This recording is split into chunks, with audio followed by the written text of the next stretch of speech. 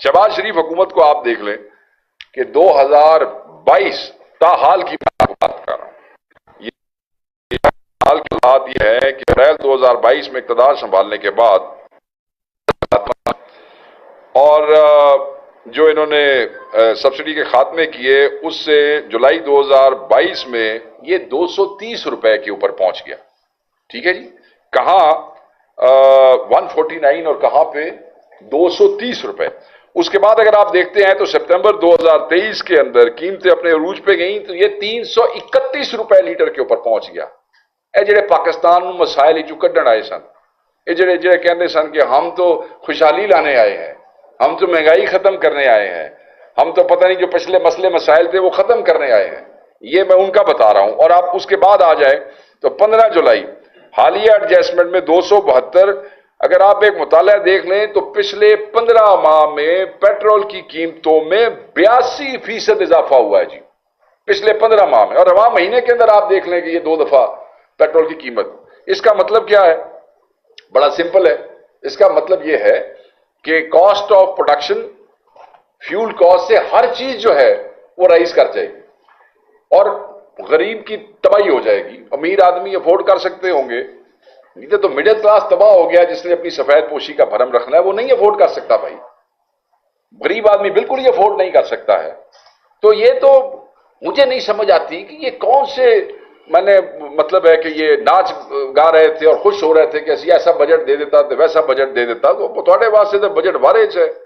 Banker थोड़ा finance minister है तो बैंकों की मौज कराई जाता जी, सारी सिक्योरिटी जमा कराई हुई है जनाब बैंकों में, आवाम का पैसा प्राइवेट बैंक पे तो मौजा की जाओ तो पैसे खाई जाओ।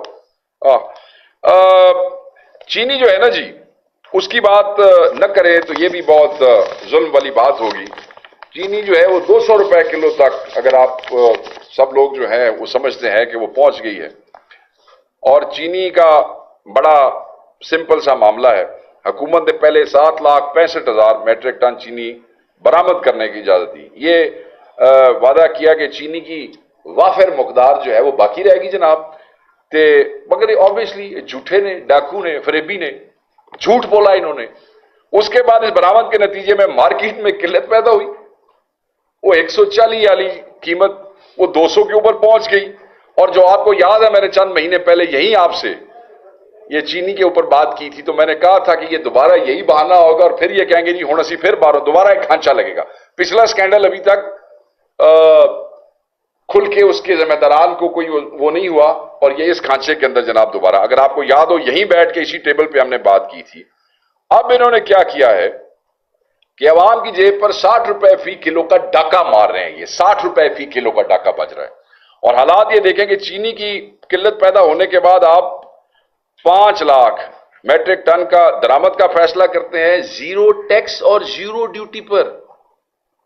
ठीक है जी, मैं उन्हें नहीं कहना चाहता, मैं देखे ना फिर आप कहेंगे जी जीरो टैक्स अगर ड्यूटी लगाते तो और महंगी हो जाती। असी तो कहते हैं कि ये तो इंपोर्ट करनी नहीं चाहिए थी, आपको पहले एक्सपोर्ट नहीं करनी चाहिए थी, फिर आपको इंपोर्ट नहीं करनी चाहिए थी। हम तो उसके बुनियादी कॉन्सेप्ट के खिलाफ है।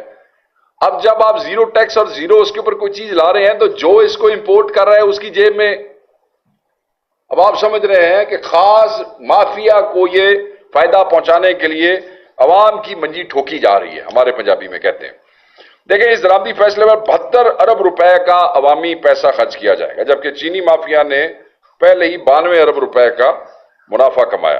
अब ये ऑलमोस्ट ये सारे बासर जो मिल के कोई 90 अरब रुपए का तमाशा ये ताजरों ने लगाया और ये हम सब बैठे हैं। 26 लाख टन चीनी जखीरा करने की इतला। ठीक है जी, ये बजट के अंदर हमने कहा था कि ये इस तरह नहीं है।